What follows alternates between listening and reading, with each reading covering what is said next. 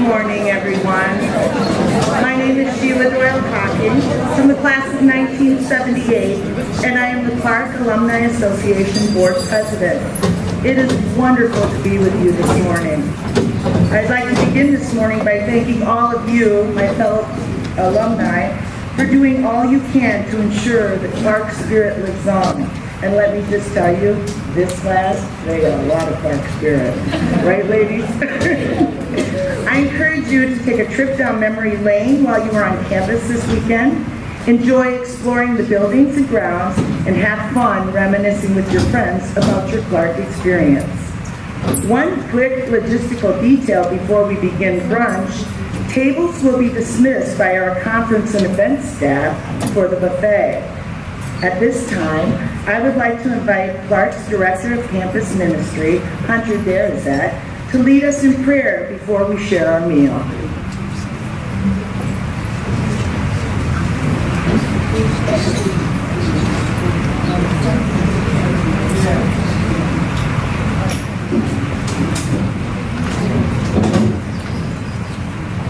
Good morning.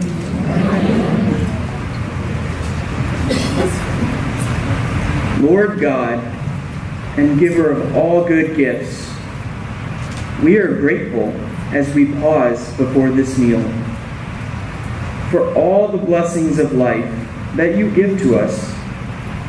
Daily, we are fed with good things, nourished by friendship and care, feasted with forgiveness and understanding. And so, mindful of your continuous care, we pause to be grateful for the blessings of this table. Place in our hearts the desire to make a difference to our families, to our community, to our country, and to the many cultures and peoples worldwide. Please bless this food we are about to share, those who prepared it, those who serve it, and those who have worked to make this homecoming celebration the special occasion that it is. For all of this, we give you thanks. May your presence be the extra taste to this meal, which we eat in the name of your Son, Jesus. Amen. Wasn't that a delicious brunch?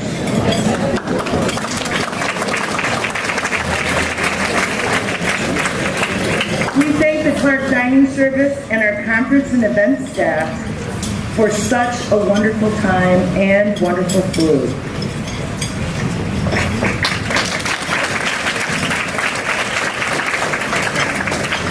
To begin our program today, I am pleased to introduce Sister Joanne Burrows, Clarke University President, who will provide an institutional update.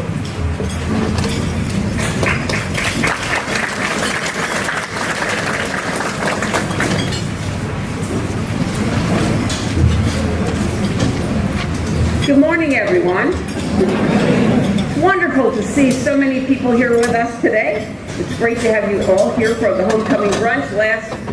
Did you guys multiply overnight, the 50th class? You look even bigger than last night.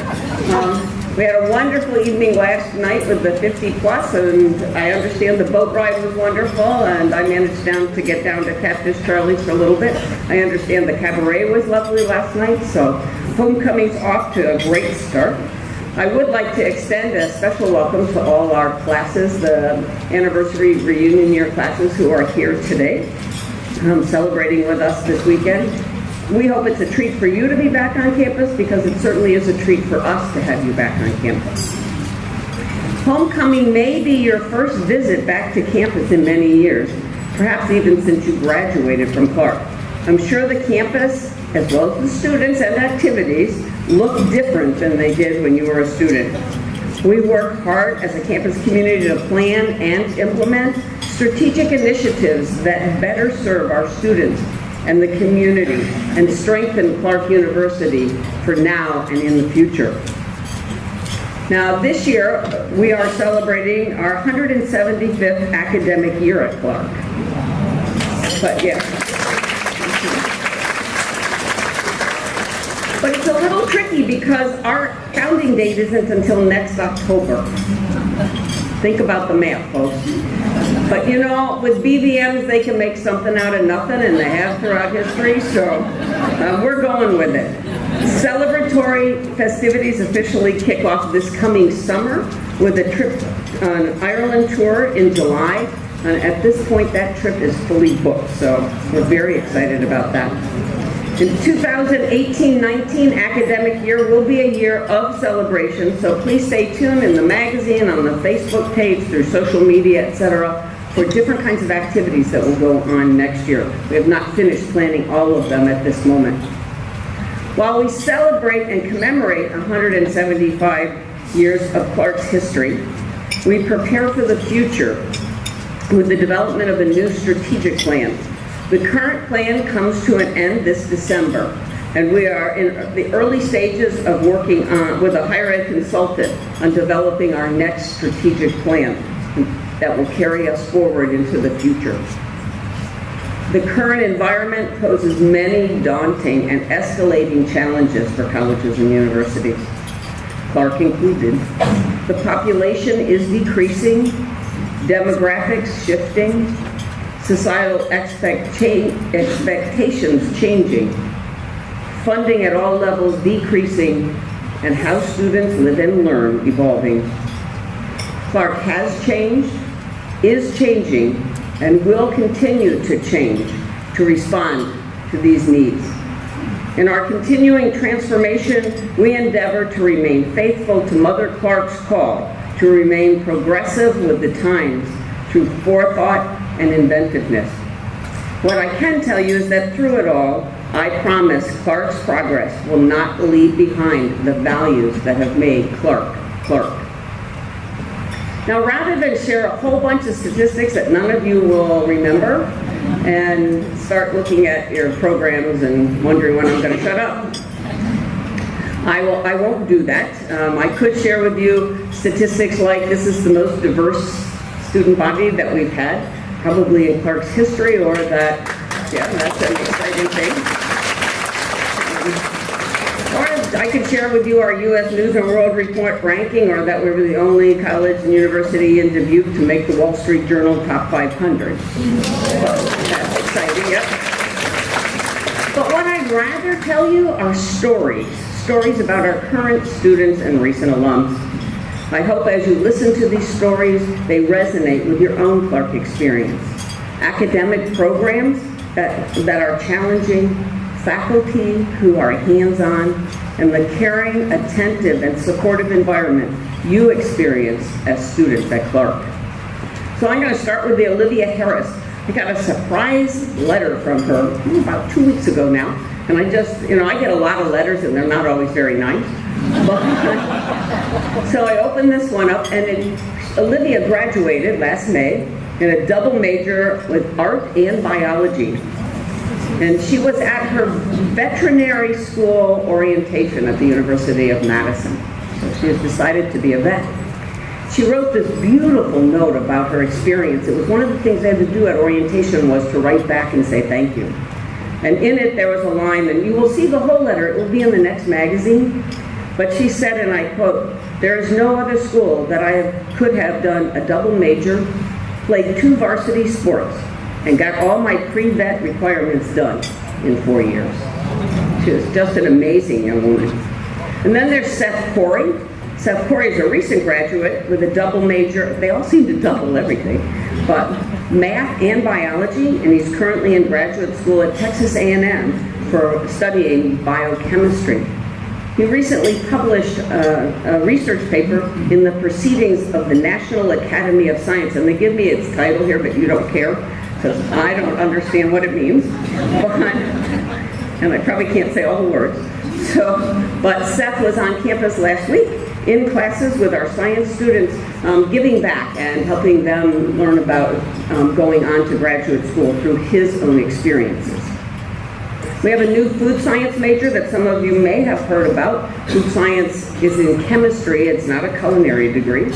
And we have food science majors and chemistry majors working together on sensory profiles for different types of beers being produced at the Dubuque Brewery, Seven Hills. And Seven Hills Brewery is run by a husband and wife duo of Clarke alumni. So if you're looking for a place to taste beer, you can go right downtown to the Warehouse District to the Seven Hills. But one of the important things to know is that about 98% of our seniors report having done some form of field experience, field education, internship, practicum, and clinicals before they graduate, and that's well above the national average.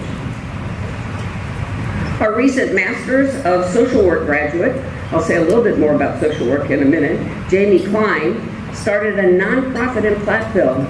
She provides residential options for adults with fetal alcohol syndrome. How many of us think about that? Nursing students travel often overseas to deliver health care, and this past January they were in Nicaragua, and they will return there this January.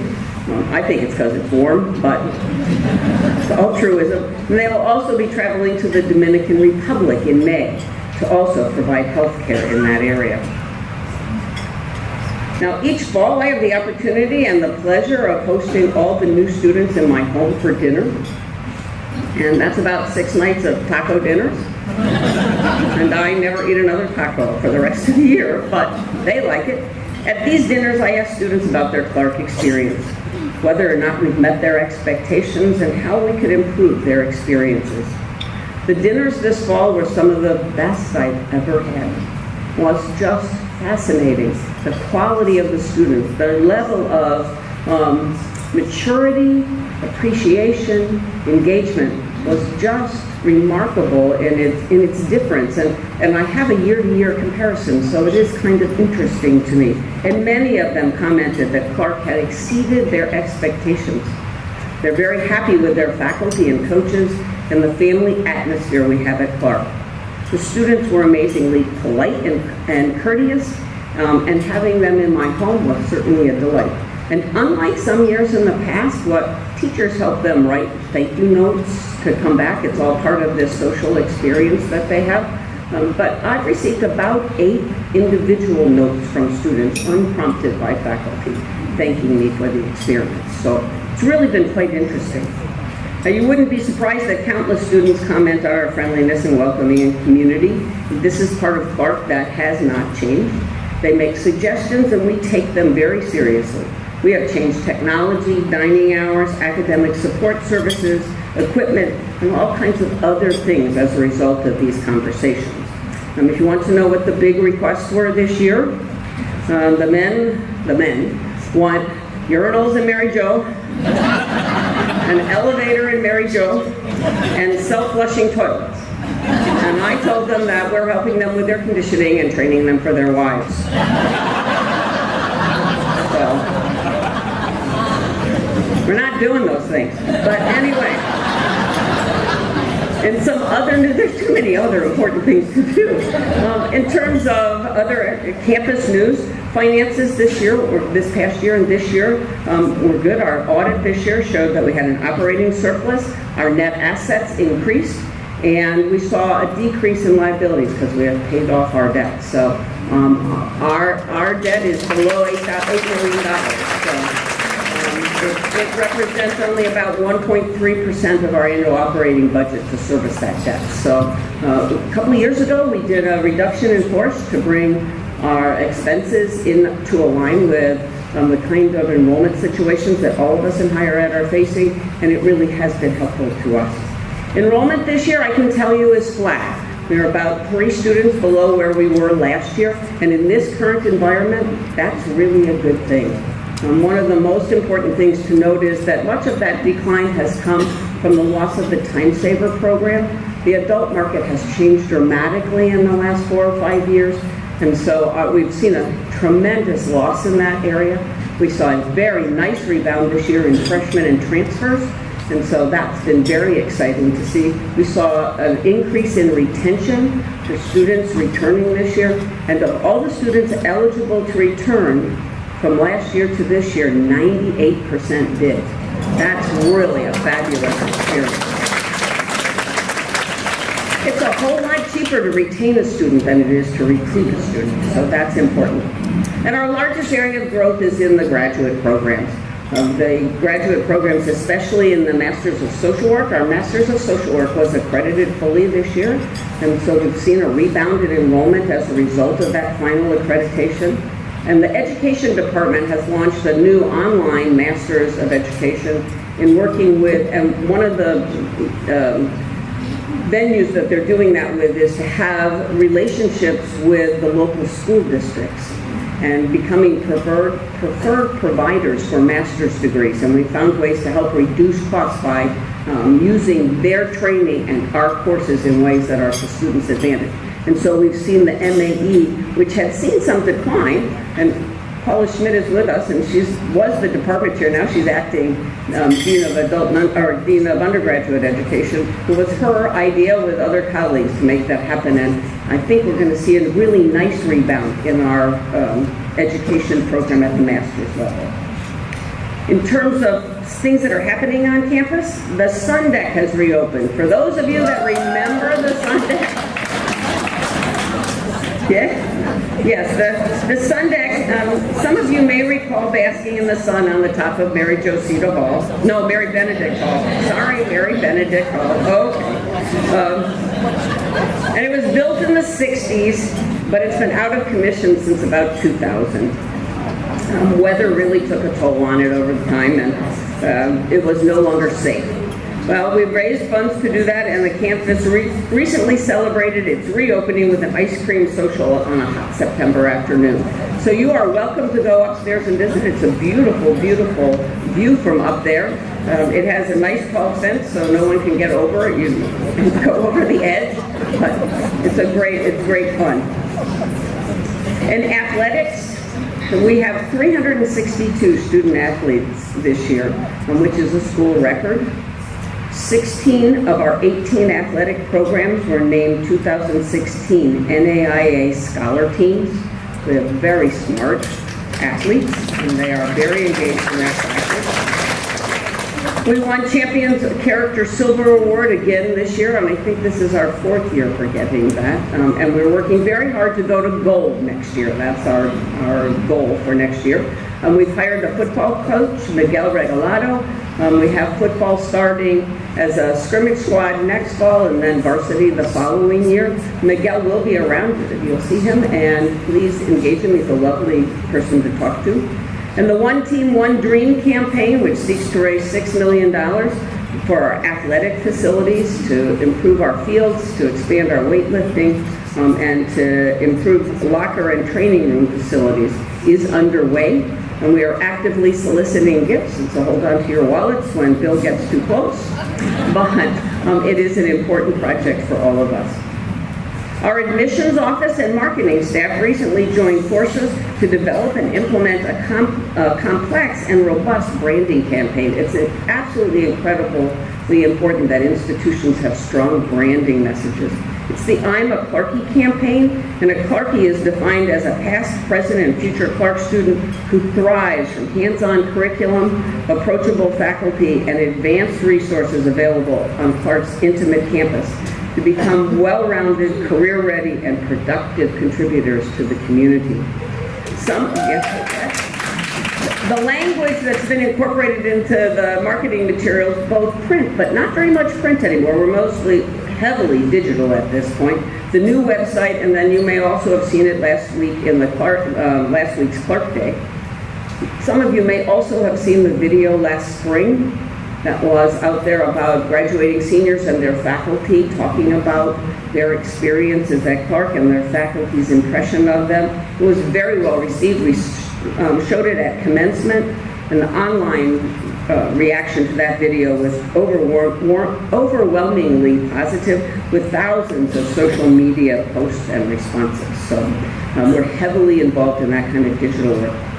In our efforts to recruit more Clarkies, we have implemented the Summer Scholarly Projects program, designed to expose high-achieving juniors and seniors high school students to the world of scholarly engagement with faculty in respective projects, highlighting things like music theory and composition, game development and virtual reality, head and neck dissection in our cadaver lab, and glaucoma research. A session on the glaucoma research will be presented today by biology professors Laura Hecker and Sean Bowman. They're presenting at 2 o'clock this afternoon in the Fabiano conference room, so you may want to stop by and hear that. Now I'd like to return to the subject of change in this time in higher education.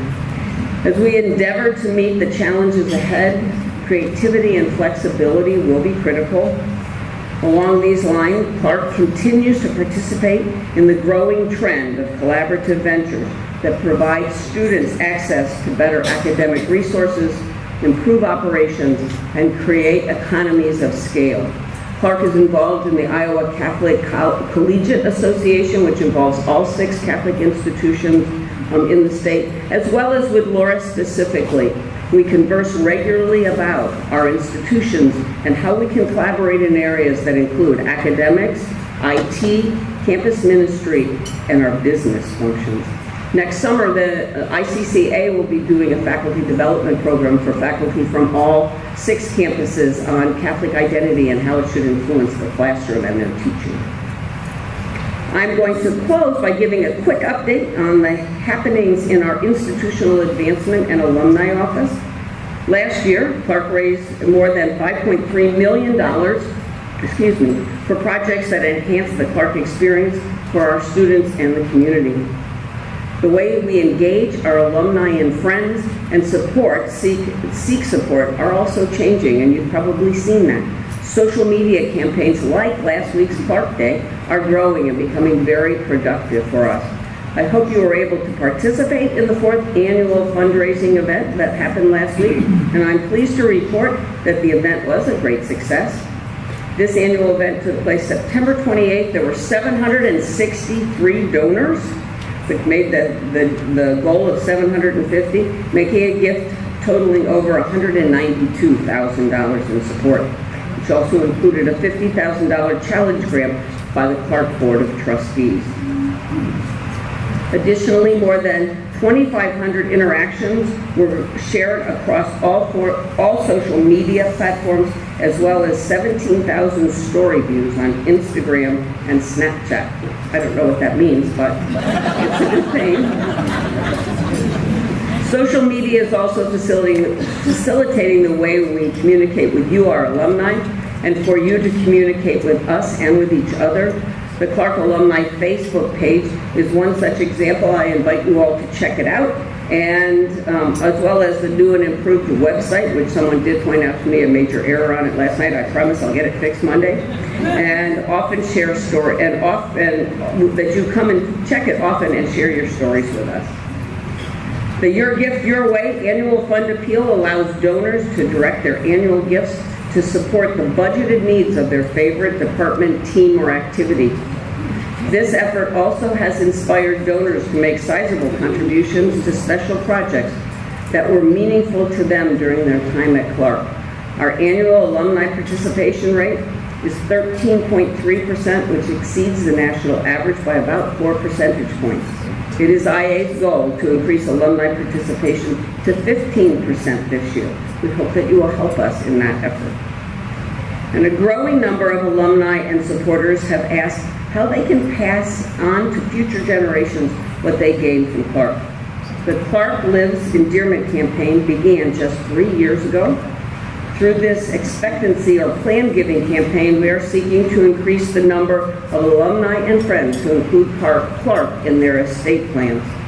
Our total number of Mary Frances Clarke Legacy Society members is 153. Our goal is to reach 500. Please know that planned gifts of any size, small, medium, and large, all add up to secure the future of Clarke University. And as one member of the 55th class said to me, remind them they can't take it with them. So, Clarke's most treasured assets are our alumni and our current students. You are our storytellers.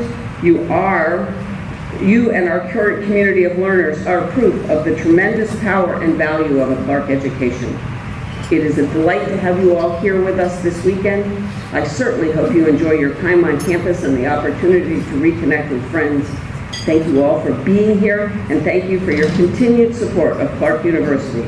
And now I ask Sheila Hucking to to return to the podium. Thank you. Thank you, everyone.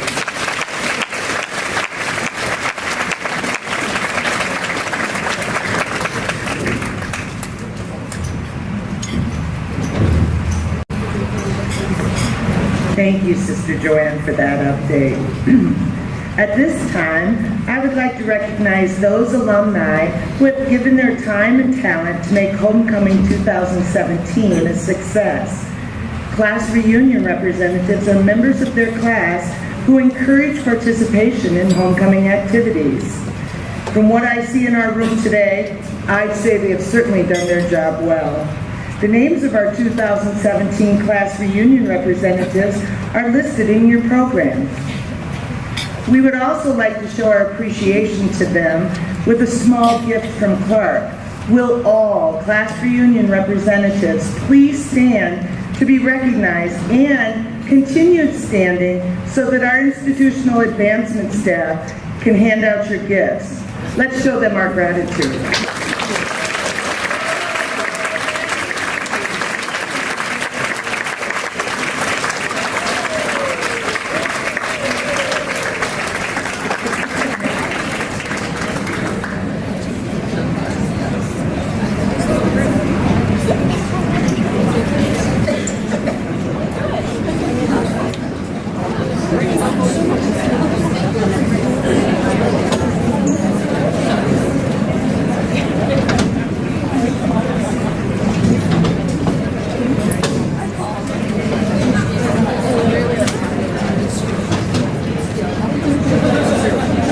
Along with celebrating the 50th reunion for the class of 1967 and the 25th reunion for the class of 1992, there are many classes in the room celebrating reunions this weekend, including members of the class of 1962 celebrating their 55th reunion.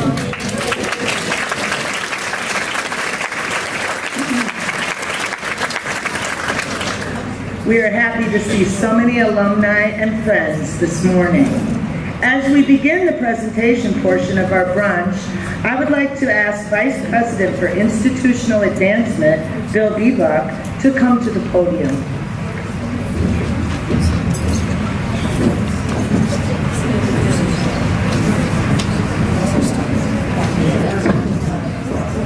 Thank you, Sheila.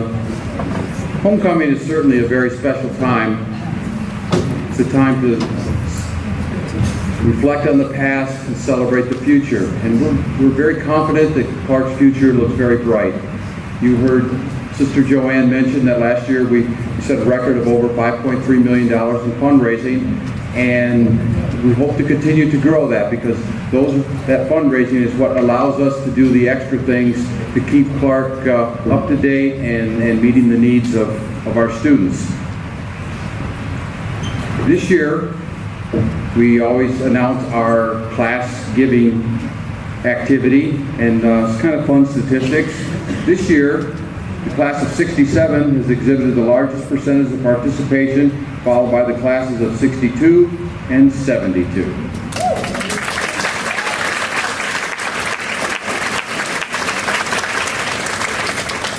The class of 1967 also had the largest number of donors, so far followed by the class of 1972, and a three-way tie among the classes of 62, 66, and 71.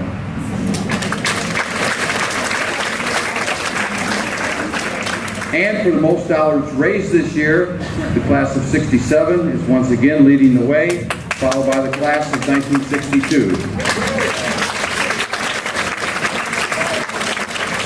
To date, the class of 1967 has raised over $70,000 from their class. 50th class, you might remember last night that number was 68, and it climbed to over 70 this morning when somebody handed me a nice check. And the class of 1962 in second place is right there at $20,000, just approaching the $20,000 mark. So thank you, class of 1962. This time I would like to take a moment and recognize a very special group of women and men who represent all of our alumni. They meet several times a year here on campus, to help the alumni office plan for the future, to make sure that we're offering activities that are meaningful to our alumni. So at this time, I'd like to ask all of our alumni board if they would stand to be recognized, please.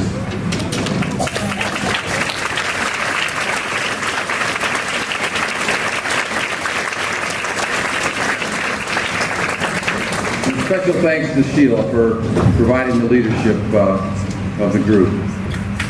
At this time, I'd like to thank all of you for joining us here this evening, or this morning, and I hope you enjoy all of the activities that are planned for you throughout the campus today. There's the USO exhibit, the faculty lectures, the tent party,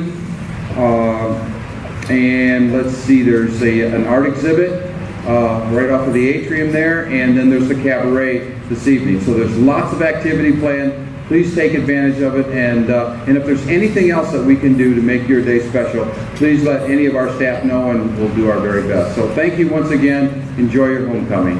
Sheila?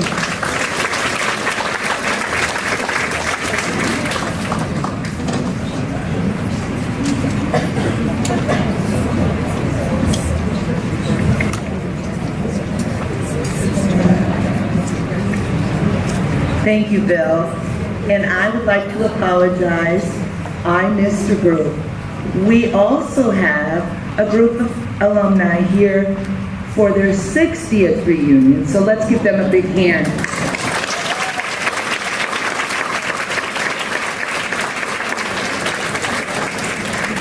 It is now my pleasure to present the Distinguished Alumni Awards, an honorarium made possible through the McKevitt Family Alumni Award.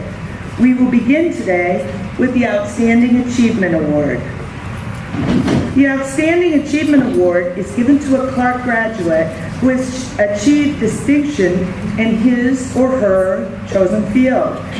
This year's award recipient is Barbara Vonderhaar McShane from the class of 1965. Mentoring has always been a top priority for Barbara. She recognized early in her career the need for strong support for young women, specifically in math and science. As a result, she established and chaired the Mentoring and Electronic Communications Committee for Women in Cancer Research, an international organization of female cancer researchers.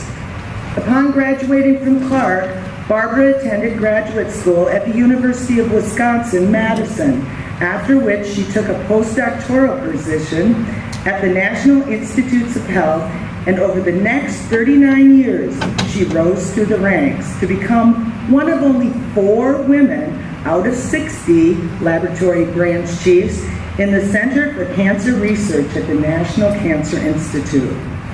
For Barbara, it was the example of BBMs at Clarke that taught her that a woman is capable of achieving the highest levels in her career. Barbara has achieved numerous awards and has volunteered whenever and wherever possible. Now retired, she continues to raise awareness and funds in her community for breast cancer research. She speaks to breast cancer survivor groups, and she organizes teams for the American Cancer Societies, making strides against breast cancer group. Barbara and her husband of 43 years, Brendan, have raised 2 sons, which she believes is her finest accomplishment yet. It is my pleasure to welcome to the podium to receive her award from Sister Joanne, the recipient of this year's Outstanding Achievement Award, Barbara McShane.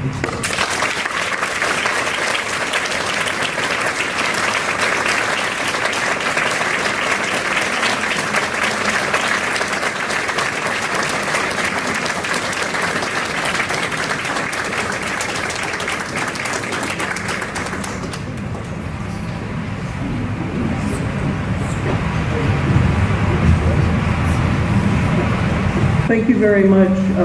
This award really means a lot to me because it's here at Clarke that I started my scientific career.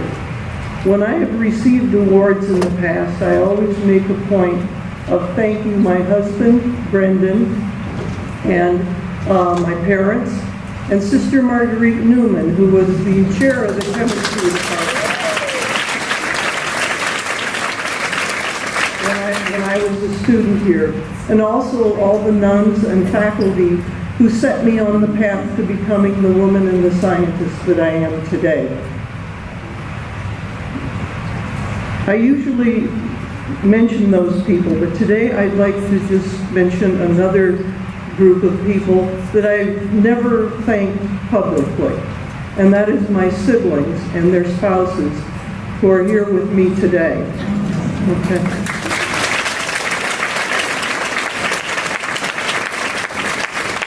They have been my rock-solid foundation.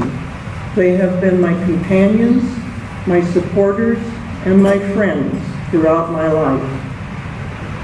I'd like to mention two of them in particular. My brother Larry, who inspired me to go into cancer research, and my sister Mary Jane, who's always been a role model for me.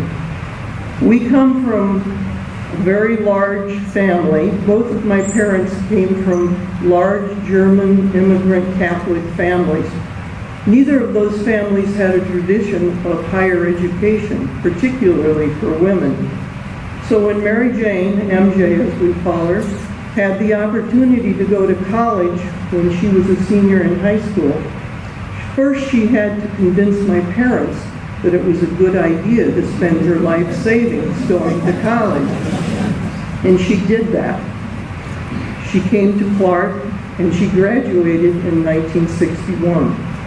Right. She was a real pioneer. She was the first woman in our extended family to receive a college degree.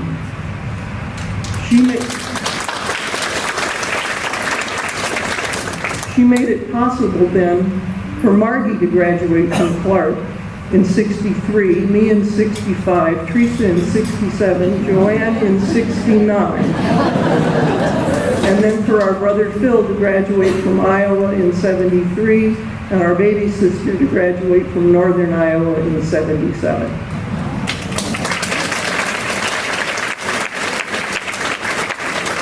So thank you, MJ, for breaking that glass ceiling and opening up to me the wonderful world of learning and discovery. My path of discovery took place at the National Institutes of Health at the National Cancer Institute. I entered the NIH right out of graduate school as a postdoctoral fellow, and I rose through the ranks over the years, breaking a few glass ceilings along the way. The last 10 years that I was at the National Cancer Institute, I was chair of the breast cancer faculty. This is an organization of over 350 research scientists at NIH who were all dedicated to the elimination of breast cancer, a disease that strikes 1 out of every 8 women in the United States in their lifetime. The faculty is composed of clinicians, epidemiologists, behavioral scientists, environmental scientists, translational and basic researchers, all with a common goal. Since retiring from the NCI, I have continued the fight against breast cancer. I have been volunteering with the American Cancer Society Making Strides Against Breast Cancer program. This program has walks in cities all over the United States to raise funds for breast cancer research, the Patient Navigator program, the Hope Lodge, and other vital services for breast cancer patients and their families. Another big part of the Making Strides program is to increase breast cancer awareness. So October is National Breast Cancer Awareness Month. And so today, on this beautiful October Saturday, I'm very pleased and very happy to accept this award in recognition for my work in breast cancer research and advocacy. And I would like to dedicate the award today to members of the Clarke community who have suffered from this disease. And I thank you very much.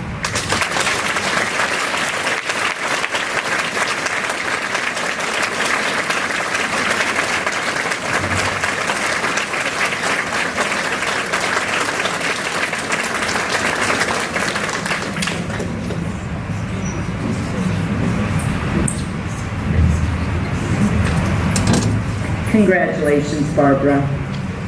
The Humanitarian Service Award is given to a Clarke graduate for exceptional service to humanity through civic, faith-based, or educational endeavors.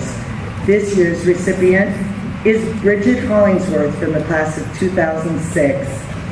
Clarke has impacted Bridget's career and life in a variety of ways. As a philosophy major and communications minor, she learned to apply critical thinking skills to most aspects of her life. Bridget has worked for Cambridge Investment Research for 11 years, and for the last year, she has held the position of Associate Director of Fiduciary Services. Bridget attributes her call to service to her education at Clarke. Bridget's original plan when she graduated from Clarke was to get a job and return to school to get a master's degree. Instead, Cambridge offered her a temporary position for that summer that eventually turned into a permanent full-time position that fall. Eventually, she worked her way into a supervisory role and was asked to begin a new team within the same department in which she was already working. 2 years ago, she took on a new position that provides her the opportunity to work with advisors on a daily basis so they can help their clients have a better retirement. Spreading the gospel message through service has been one of Bridget's greatest achievements. To date, she has participated in 10 short-term service trips, including Haiti 6 times, Guatemala twice, Honduras and El Salvador once each. On the trips, she participates in many facets of service, including building projects, a medical team, and a vacation Bible school. For Bridget, playing and connecting with children in the villages and working alongside the local people to spread the gospel and better their future is an indescribable feeling of joy. It is my pleasure to welcome to the podium to receive her award from Sister Joanne, the recipient of this year's Humanitarian Service Award, Bridget Hollingsworth.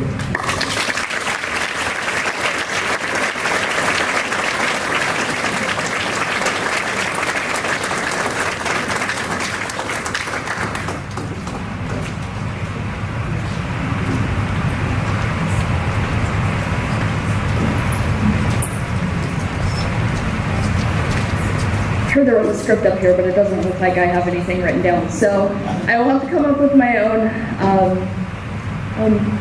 words, I guess.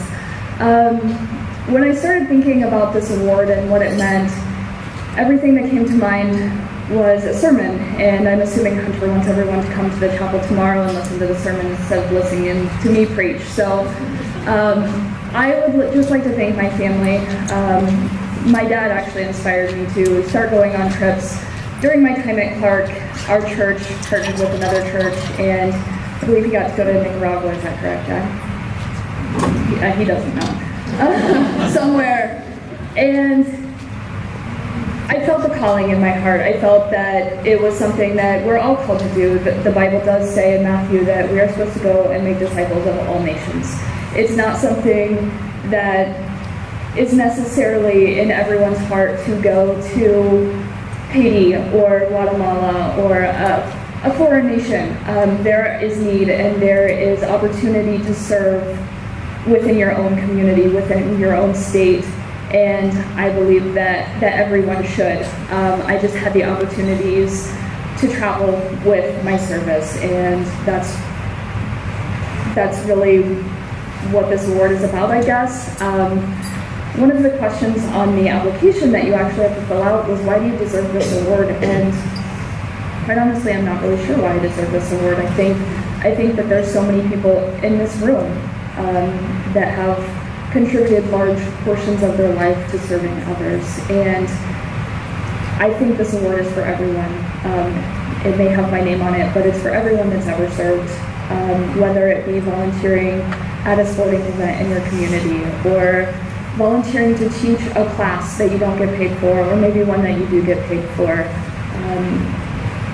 Clarke instills that in all of us. I don't know how many people volunteered and participated in Into the Streets while they were at Clarke. But that was an awesome experience, and I hope that everyone has had the opportunity, or if this maybe inspires you to help someone else, whether it's giving to a food bank or something. I would like to thank my parents, my step-parents, my extended family, my boyfriend, who's here with me today. You've inspired me. You keep inspiring me every day. I wouldn't be here without you, and I'm proud to be here, and I'm proud to be called your daughter, called your friend. And so thank you to everyone. Thank you to my philosophy professors at Clarke, who I think it was an Asian philosophy we socialized with animals of the Humane Society. I think that's what we did in that class. Thank you to everyone that's here today. My time at Clarke was awesome, and I would like to just, I don't know, give yourself a round of applause because you're here for a reason too, so thank you.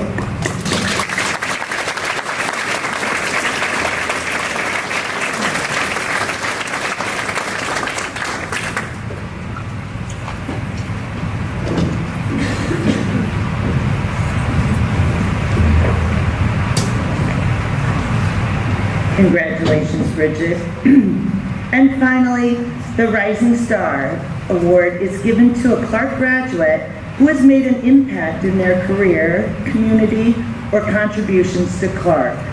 This year's award recipient is Nate Monson from the class of 2007. Nate attributes his Clarke education in part for the development of his social justice lens. He believes the teachings of the BBM sisters help drive his work on issues related to supporting the LGBTQ youth and creating more inclusive schools and communities. By taking fear, discrimination, and isolation head-on, Nate used his own personal experience as a catalyst for choosing his career path. For the past 10 years, Nate has been the executive director at Iowa Safe Schools in Des Moines, Iowa. He has successfully grown the organization to a nearly $1 million nonprofit business.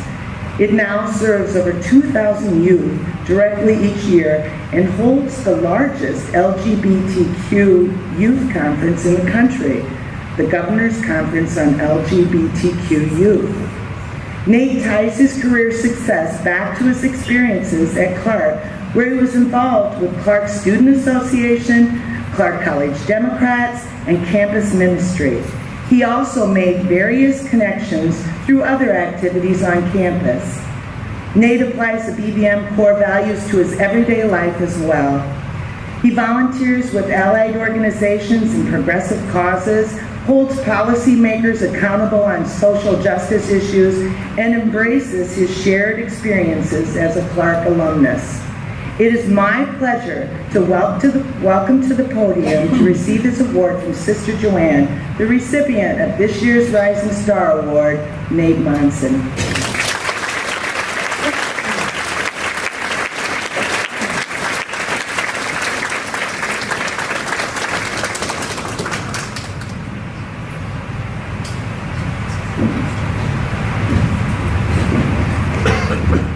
Well, I just want to first thank the Clarke Alumni Association and Sister Joanne for this great honor and those kind words. You know, I have a really interesting job.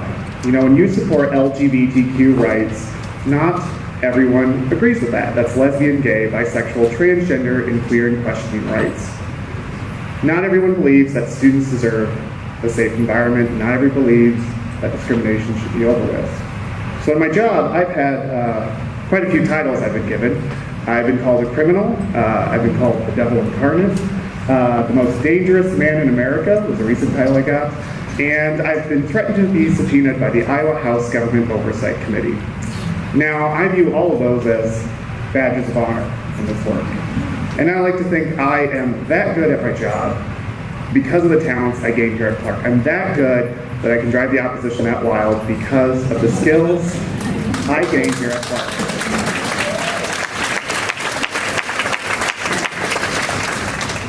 Now, I have the skills to do this job and do this work because of Clarke, and I do this work because of my experiences here at Clarke. They weren't always great.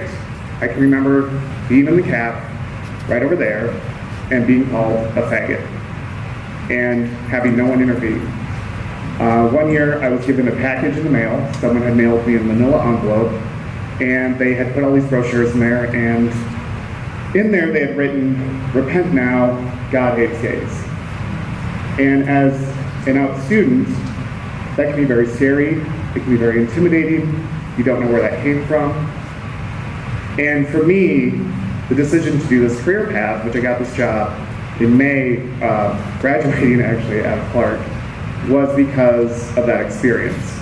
That no one should ever feel that alone. No one should ever feel that afraid.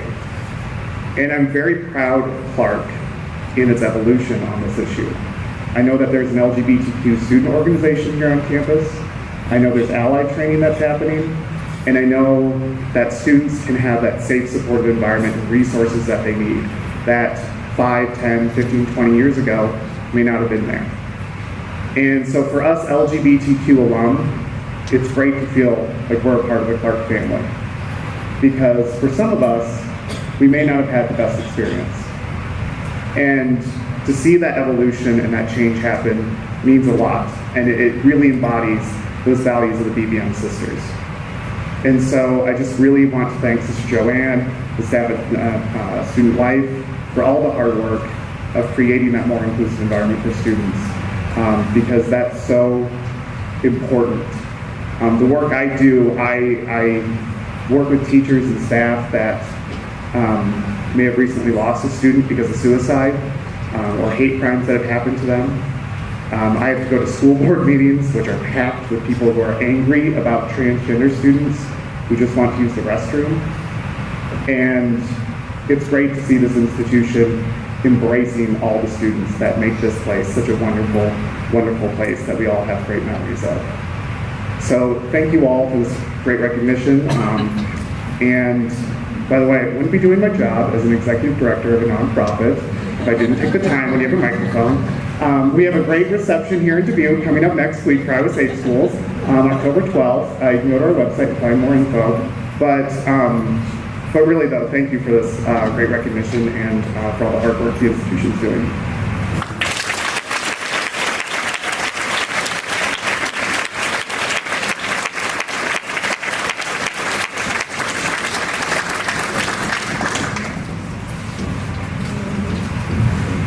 Congratulations, Nate.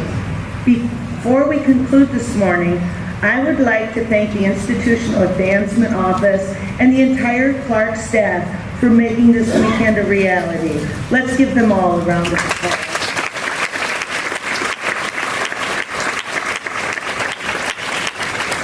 And thank you to all of you again for being here. Please be sure to check out our wonderful events on campus today, from the USO tour exhibit to the faculty lecture and alumni welcome concert. We have something planned for everyone to enjoy. Have a great weekend.